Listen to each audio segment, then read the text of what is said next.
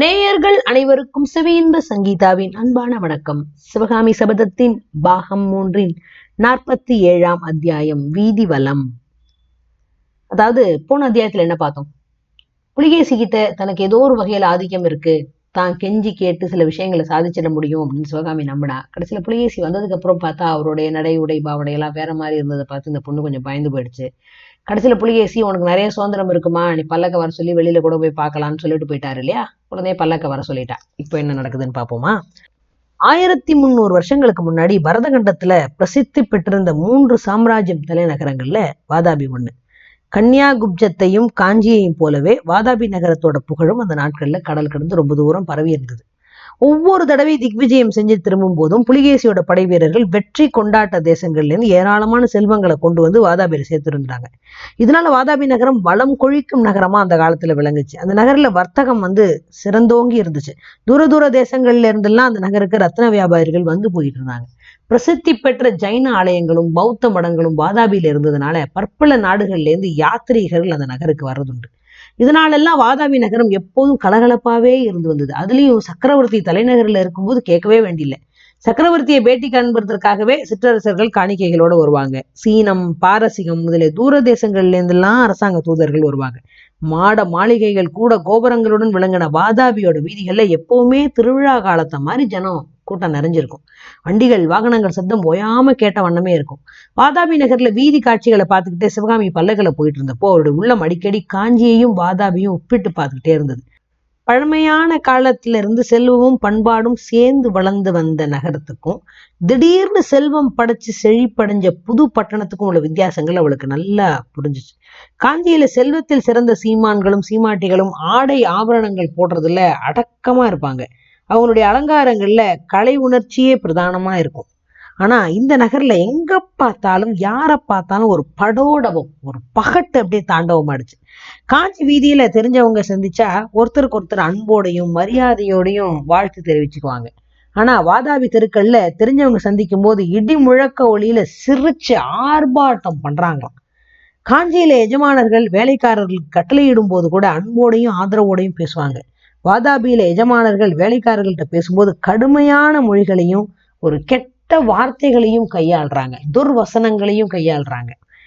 இது எல்லாம் தவிர காஞ்சிக்கும் வாதாபிக்கும் உள்ள இன்னொரு பெரிய வித்தியாசத்தை சிவகாமி கண்டுபிடிச்சா. காஞ்சி வீதிகள்ல புத்த பிக்ஷுக்கள், திகம்பர சமணர்கள், வைதீக சன்னியாசிகள், ஆண்டிகள், காபாலிகர்கள், வெறும் பிச்சைக்காரவங்க எல்லாம் மொச்சுக்கிட்டு வீதியில போறவங்க வர்றவங்களோட பிராணனை வாங்குறது பழக்கம். தர்ம புத்தியுள்ள தனவான்கள் அதிகம் இருக்கிற இடத்துல யாசக கூட்டமும் அதிகமா பெருகிடுறதும் வழக்கம் தானே. ஆனா வாதாபியோட வீதிகள் அந்த மாதிரி பிக்ஷுக்களும் யாசகர்களும் அதிகம் தென்படவே இல்லை. தர்மம் கொடுக்கறவங்க இல்லாதபடினால யாசகர்களும் இல்லை போட்டிருக்கு. இந்த மாதிரி எல்லாம் நினைச்சுக்கிட்டே வாதாபியோட செல்வ வளத்தை வியந்துகிட்டே சிவிகையில போயிட்டு இருந்த சிவகாமி ஒரு நார்ச்சந்தி மூலையில அது வரைக்கும் பார்க்காத காட்சி ஒண்ணு பாக்குறா. பொண்ணுங்களும் ஆண்களும் அடங்கின அந்த ஒரு கூட்டம் அங்க நிக்குது. அவங்க ஒருத்தருடைய கரங்களும் கோத்து கட்டப்பட்டிருக்கு. அந்த மாதிரி கட்டப்பட்டிருந்த கைகளோட தலை குனிஞ்சு கும்பல் சுத்தி நின்றுகிட்டு ஒரு யம கிங்கரர்கள் மாதிரி அப்படியே அடியாட்கள் மாதிரி சில முரடர்கள் சுத்தி நின்றுட்டு பெரிய பெரிய சாட்டைகளோட நிக்கிறாங்க. இந்த காட்சியை பார்க்கும்போது சிவகாமிக்கு உள்ள அப்படியே பதங்குது. என்னடா இது, கையை கட்டி வச்சிருக்காங்க, சுத்தி இத்தனை பேர் நிக்கிறாங்க, கட்ட வச்சிருக்கவங்க எல்லாம் பார்த்தா தமிழகத்தை சேர்ந்தவங்க மாதிரி இருக்கு அப்படின்னு அவளுக்கு மனசு ஒரு மாதிரி வேதனையா இருக்கு.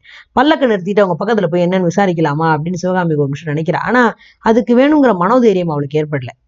அந்த சிவிகை மேல நடந்து போயிடுது. நார்ச்சந்தி முனையிலேருந்து அந்த சிவிகை கொஞ்சம் தூரம் போன அப்புறம் சிவகாமி தடுக்க முடியாத ஆவல்னால திரும்பி பார்க்கறா.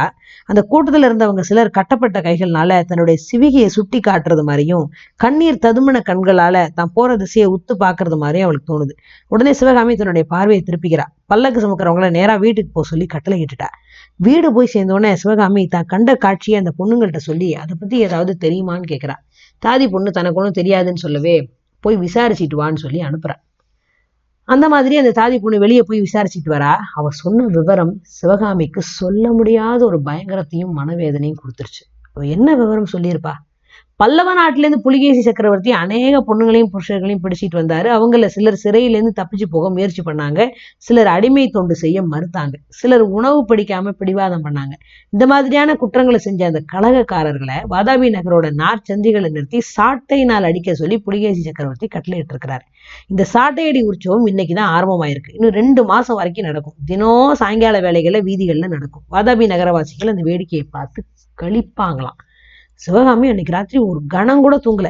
வேதனையும் துன்பமும் அப்படியே நிறைஞ்சு போய் அவ வாழ்க்கையில இதுவரைக்கும் அவ அனுபவித்தே அறியாத வேதனை மாதிரி அவ அனுபவிக்கிறா. சுளீர் சுளீர் அவளோட உடம்புல சாட்டையடி விழுறது மாதிரி ஒரு உணர்ச்சி அவளுக்கு தோணுது. பொன்முகலி ஆத்தங்கரையில புலிகேசியை வேண்டி தன்னோட சிறைப்பட்டு இருந்த மாதர்கள்லாம் விடுதலை செஞ்சுட்டாளேன்னு அவளுக்கு ஞாபகம் வருது. அன்னைக்கு விடுதலை ஆனவங்க சலுக்க சைன்யத்தினால சிறைப்பிடிக்கப்பட்டவர்கள ஒரு சிலர் தான் போல் இருக்கு. இன்னும் எத்தனையோ பேரை முன்னாடி போன பெருஞ்சைனையும் சிறைப்பிடிச்சிட்டு தான் போயிருக்கணும். இன்னைக்கு பகல்ல சக்கரவர்த்தி வந்து தன்னோட பேசிய போது கூட தான் வாதாபி நகரத்தை சுத்தி பார்க்க அனுமதி வாங்கினப்போ கூட அதுல இருந்த புதுசான அர்த்தம் என்னன்னு இப்போ சிவகாமிக்கு புரியுது. சிவகாமியை தன்னுடைய காலில் விழுந்து கெஞ்சும்படி செய்யறதுக்காகத்தான் இந்த மாதிரி எல்லாம் ஏற்பாடு செஞ்சிருக்கிறான் அந்த கிராதகன். அதனாலதான் நமக்கு சுதந்திரங்கிற பேர்ல வெளியில போய் இந்த அவலத்தெல்லாம் பார்த்துட்டுவான்னு சொல்லியிருக்கானோ, சுதந்திரத்துக்கு பின்னாடி இவ்வளோ பெரிய சூன்யம் வச்சுட்டானோ அப்படின்னு சிவகாமிக்கு உரைக்குது. ஆனா அவனுடைய எண்ணம் நிறைவேற போறது இல்லை. யார் எப்படி போனாலும் சரி, இனி நான் புலிகேசியோட காலில் விழுந்து கெஞ்ச போறதும் இல்லை, அவனோட சபையில வந்து நடனமாட ஒத்துக்க போறதும் இல்லை. ஒரு நாளும் முடியாது. இப்படியா வந்து நீங்க நினைக்கலாம் அந்த பாவி எதுக்காக வாதாபி நகரை சுத்தி பார்க்க கிளம்பணும் அப்படின்னு நினைச்சு சிவகாமி தவிக்கிறா. ராத்திரியெல்லாம் தூக்கமே இல்லாம துடிச்சு போறா. மறுநாள் பொழுது விடியுது, சூரியோதயம் ஆயிடுச்சு. வானவெளியில சூரியன் மேல வர வர சிவகாமியோட இதய துடிப்பு அதிகமாயிருச்சு. சூரியன் மேற்கு நோக்கி பிரயாணம் செய்ய அவளுடைய உள்ளமும் உடம்பும் பதற தொடங்குது. இத்தனை நேரம் இந்த பல்லவ நாட்டு பொண்ணுங்களும் புருஷர்களும் நார்ச்சந்தியில கொண்டு வந்து நிறுத்தப்பட்டிருப்பாங்களே, அவங்கள கையை கட்டி போட்டிருப்பாங்களே, ஐயோ அந்த ஆளுங்க எல்லாரும் கையில பெரிய சாட்டையோட வந்து நிப்பாங்களே, இன்னும் கொஞ்ச நேரத்துக்கெல்லாம் சாட்டையினால் அடிக்க ஆரம்பிச்சிருவாங்களே. சிவகாமி முதல் நாள் ராத்திரி செஞ்சிருந்த மன உறுதியெல்லாம் பறந்து போச்சு. பரபரப்பா பல்லக்கு கொண்டு வர சொல்லி வாசல் காவலர்கள்ட்ட கட்டளையிடுறா. பல்லக்கு வந்தோன்னா அதுல ஏறிக்கிட்டு நேற்று பார்த்த நார்ச்சந்தி மனைக்கு போ சொல்லி கட்டளையிடுறா. நார்ச்சந்தி சமீபத்துல இன்னைக்கு சிவகாமி சிவிகையில போய் சேர்ந்தப்போ அங்க கரங்கள் கட்டப்பட்டு நின்னவங்கள்ட்ட நேற்று காணாத ஒரு கிளர்ச்சி இன்னைக்கு பாக்குறா. அவங்க ஒருத்தருக்கு ஒருத்தர் ஏதோ பேசிக்கிறாங்க. அவங்க பலர் சிவகாமியை பார்த்து அம்மா எங்களை காப்பாத்து அப்படின்னு கத்துறாங்க. எதிர்பாராத இந்த அபய கூக்குரல்னால சிவகாமியோட உள்ளம் பெருசா குழப்பம் வேண்டியது. ஐயோ இவங்களை காப்பாத்துற சக்தி உண்மையிலே நம்ம கிட்ட இருக்கக்கூடாதா அப்படின்னு ஏக்கம் வருது அவளுக்கு. பல்லக்க தரையில இறக்க சொல்லி தானே இறங்கி கூடத்து பக்கம் போறா. அம்மா தாயே எங்களை காப்பாத்துன்னு அந்த ஜனங்க கதறாங்க. சிவகாமி பக்கத்துல இன்னும் நெருங்கி போறா. அவங்களோட சிலருடைய உடம்புல முன்னாடியே சாட்டையடைப்பட்ட காயங்கள்லாம் இருக்கு. அந்த காயங்கள்ல இருந்து ரத்தம் கசிஞ்சிட்டு இருக்கு. தரையில பல இடங்கள்ல ரத்தம் சொட்டி கரையாயி இருப்பதையும் பாக்குறா. சிவகாமியோட தலை அப்படியே சுத்துது, வயிறு கொமட்டுது, மயக்கம் வருது. அதெல்லாம் சமாளிச்சுக்கிட்டு ஒரு மாதிரி சித்த தெரியவ நிலைநாட்டுகிறா. கூட்டத்துல அவளுக்கு பக்கத்துல நிக்கிற ஒரு பொண்ணை பார்த்து, அம்மா உங்களை காப்பாத்த சொல்லி என்ன கேக்குறீங்களா? அது ஏன்? உங்களை மாதிரி நானும் ஒரு அபலை பெண் தானே, சலுக்கரால சிறைப்பிடித்திட்டு வரப்பட்டவ தானே, உங்களை காப்பாத்துற சக்தி எனக்கு ஏது? எங்களை காப்பாத்துற சக்தி உனக்கு உண்டு தாயே, அதோ ராட்சசனை கேளு, அவன் தான் அந்த மாதிரி சொன்னான் அப்படிங்கிற அந்த பொண்ணு. அந்த பொண்ணு காட்டின இடத்துல ராட்சசன் வடிவம் மாதிரி ஒரு வீரன் நிக்கிறான். அவன் கிட்ட சிவகாமி போறா. வாதாபிவாசிகள் பேசின அந்த கலப்பு பாஷையில, ஐயா இவங்களை ஏன் இப்படி சாட்டையில அடிச்சு சித்திரவதை பண்றீங்க, வேண்டாம், இந்த படுபாதக செயலை நிறுத்திடுங்க அப்படிங்கிற. அந்த வீரர் தலைவன் கலகலன்னு சிரிக்கிறான். இது யோசிக்கிற மாதிரி யோசிச்சுட்டு, நாங்க என்ன செய்வோம் தாயே, சக்கரவர்த்தியோட கட்டளையாச்சே அப்படிங்கிறான். அப்படின்னா கொஞ்ச நேரம் பொறுத்துக்குங்க, நான் உங்க சக்கரவர்த்தியிட்ட போய் வேண்டிட்டு வந்துடுறேன், அது வரைக்கும் அப்படின்னு சிவகாமி சொல்றதுக்குள்ள, வேண்டாம்மா சக்கரவர்த்தியில நீ போவே வேண்டாம், இவங்களை சாட்டையால் அடிக்கிறத நிறுத்துற அதிகாரம் உங்ககிட்டே இருக்கு, நீ சொன்னா நிறுத்திடுறோம், ஆனா அதுக்கு ஒரு நிபந்தனை இருக்கு அப்படிங்கிறான். அந்த வீரன் சொன்ன வார்த்தைகளை முதல்ல வியப்போடையும் உபகையோடையும் கேட்ட சிவகாமி நிபந்தனை அப்படின்னு ஒண்ணு திடுக்கிட்டு போயிட்டா. இதுல ஏதோ வஞ்சம் இருக்கு அப்படின்னு முடிவு பண்ணிட்டு, என்ன நிபந்தனை அப்படிங்கிற. நீ இந்த இடத்துல எங்க எல்லாருடைய முன்னிலையிலையும் நடனம் ஆடணும். நீ ஆடுற வரைக்கும் நாங்க இவங்களை அடிக்காம இருக்கிறோம். சூரியன் அஸ்தமிக்கிற வரைக்கும் நீ ஆடிட்டே இருந்தா நாங்களும் பார்த்துக்கிட்டே இருப்போம். சூரியன் அஸ்தமனம் ஆனதுன்னு நீ வீட்டுக்கு போலாம், நான் இவங்களை சிறையில கொண்டு போய் சேர்த்துருவோம். நாளைக்கு இவங்க அடிபடக்கூடாதுன்னு நீ நினைச்சா நாளைக்கு இந்த மாதிரியே நீ வந்து நடனம் ஆடலாம் அப்படின்னு அந்த கிராதகன் சொல்லிட்டான். சிவகாமி உள்ளத்துல இருந்து எரி மலை அப்படியே தீ குழம்பையும் கரும் புகையும் கக்க ஆரம்பிக்குது. ஆகா, இதுவா அந்த பாதகனுடைய எண்ணம்? இப்படியா என்ன பழிவாங்க பாக்குறான்? இப்படியா என் அற்புத கலையை இழிவுபடுத்த நினைக்கிறான்? புத்த பிக்ஷு வேஷத்துல வந்து என் கலையை கண்டு மெய்மறந்து பரவசம் அடைஞ்சதாக நடிச்சதெல்லாம் இதுக்குதானா? ஆனா அந்த வஞ்சக நெஞ்சனுடைய உத்தேசம் ஒரு நாளும் நடக்க போறது இல்லை. யார் எப்படி போனாலும் நான் வாதாபியோட நார்ச்சந்தில நின்று நடனம் ஆட போறதும் இல்லை, அது என்னைக்கும் நடக்க போறது இல்லை அப்படின்னு ஆத்திரமா நினைக்கிறா சிவகாமி. முகத்துல அப்படியே குரோதம் பொங்குது, கண்கள்ல தீப்பொறி பறக்குது. நின்ன இடத்துலயே அப்படியே நின்னுகிட்டு யோசிச்சுட்டே இருக்கிற சிவகாமியை பார்த்து அந்த வீரர் தலைவன் சொல்றான், என்ன முடிவு சொல்ற தாயே, நடனமாட போறியா இல்ல இவங்களை வந்த காரியத்தை பார்க்க சொல்லட்டுமா அப்படின்னு கேட்கிறான். இந்த கேள்வி சிவகாமியோட செவிகளை பழுக்க காய்ச்ச வேலை நுழைக்கிறது மாதிரி இருக்கு.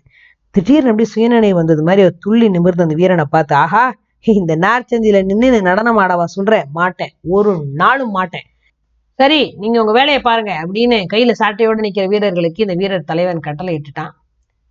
சிவகாமி அப்படியே ஸ்தம்பிச்சு போயிட்டா. என்ன கொடுமை நடக்குது? சிவகாமி தெருவுல ஆடணுமா? இந்த கொடுமையெல்லாம் பாக்குறதுக்கு நமக்கே வலிக்குதே.